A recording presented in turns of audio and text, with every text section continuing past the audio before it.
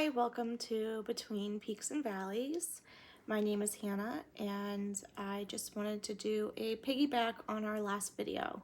Before I start, I want to say I am not in the medical profession. I have no background in it and I am just a person that cares and want to give out as much information as I can. I feel that this was related to our last video, which is why I'm going to name it as a part 2. But this is going to focus on what to do if you pre-PROM, that is the preterm premature rupture of membranes. That happens before 37 weeks. And after you pre-PROM, you're at more risk for umbilical cord prolapse. And that is when your umbilical cord can just fall out. I feel very lucky because my husband decided to do a lot of research on this. Not technically on the umbilical cord prolapse, but just on pre-PROM in general. As most of you who go to the hospital and you get some bad news, the doctor always says, do not go to Google. Do not look it up. Talk to us. You have questions, ask us. It's true. Like, you should make sure you talk to your doctor. I don't know one person that's not going to go to Google, though. I just don't. And I've had situations before where I've gone to Google and it's not any better news. So with this time around, I decided I was not going to Google. However, my husband, on the other hand, didn't tell me he was going to Google. And he was going to join groups on Facebook. And I'm thankful for that. I'm also thankful that I didn't find out these things by researching it myself, because the anxiety and the stress that you probably can add to it, to your body when you do that, is probably worse than hearing it from someone that loves you, like your family relative or your partner.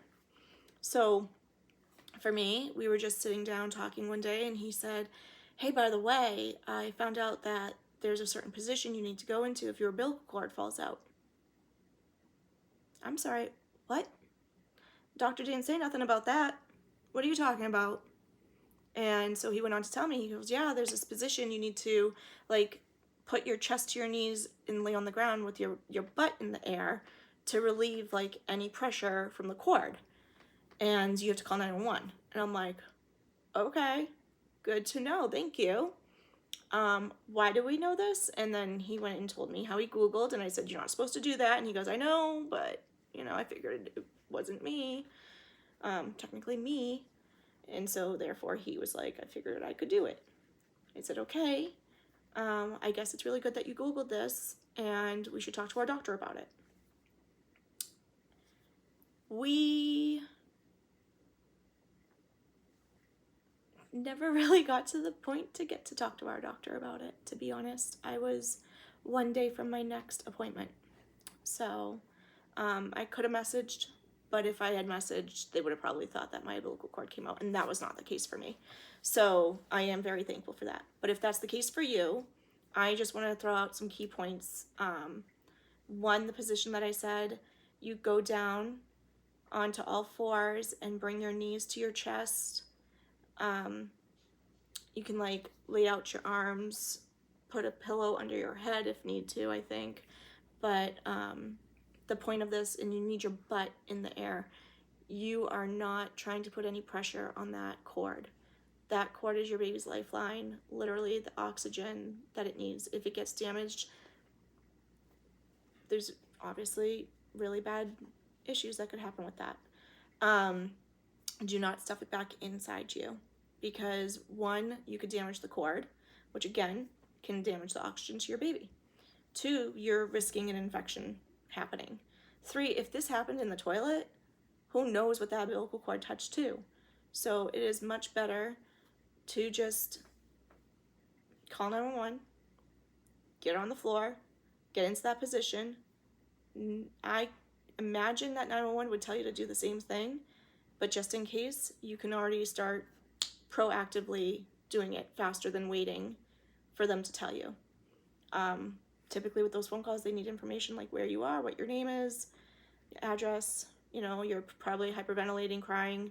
So to know this ahead of time is just going to save a little bit of time, which could be making a big difference. But yeah, so there's that, and some things that I read online says, do not eat or drink, do not bear down, do not push, do not stuff it back in. Those are very, very important things. Like my husband said in the previous video, most likely when the emergency services come, they're going to have to pick you up from in that position and put you on the stretcher in that position. You're probably going to have to drive in an ambulance in that position to the hospital.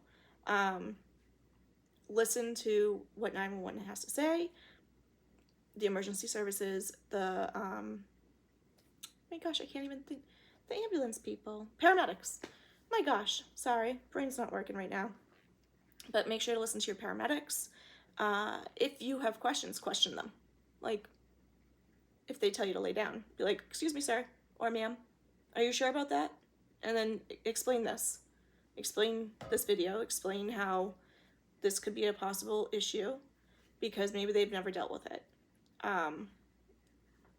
Most likely they know about it, but there's been things that I've had to question. So I always say question, but question to the medical professionals, not to just Google or a Facebook group. Anywho, I hope this video helps you. I hope it reaches you in time that you would have it before you need it. I also hope it literally is not needed. Like, I just really hope it's not needed. I'm going to link a website that just has more information. It is, let me double check this. It is ncbi.nlm.nih.gov. It is the National Library of Medicine. And so I feel like that's going to be a good website to learn about PPROM and also about the umbilical cord prolapse. So I will have those in the comment section below, and I just, again, I hope this is helpful. That's the only point of these videos, is to give you some insight on us and our journey as we continue into our next steps, as I get healthier, and also just to help anybody along the way. And also, if you feel like you have no one to talk to about your experience, there are groups out there, grieving groups, and I will be putting those into the comment section as well. So I just want people to have the resources that they need. And again, I hope you don't feel alone. I hope you know that there are people that are out there that care for you, that love you, and don't be, I shouldn't say don't be scared, because it's terrifying. You're going to be scared. You're going to be scared. You're going to feel judged, because that's how we all feel. And it is the hardest thing to move on. Like, with life, not move on from your experience, but move on with life, and just reach out to people that you need, okay? Love you.